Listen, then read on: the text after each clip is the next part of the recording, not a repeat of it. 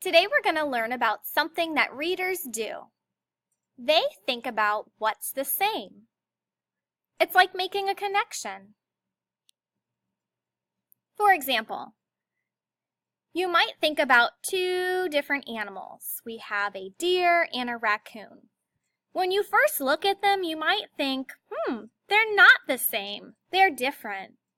But if you look or read closely and carefully, you can figure out how they are the same, that they can be connected. Let's see. This deer lives in the forest. So does a raccoon. That's a connection. This deer has fur. So does the raccoon. That's how they are the same. That's another connection.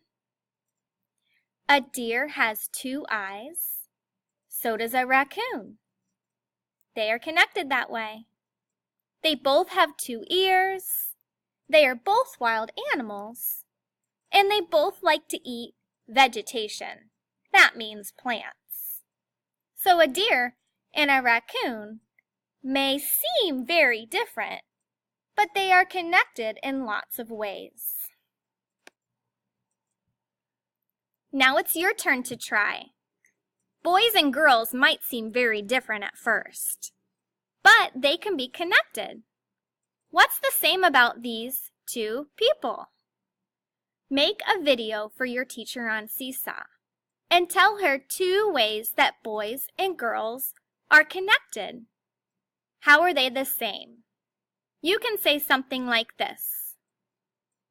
Boys and girls are the same because they both... You finish the sentence. Tell your teacher two ways they are the same.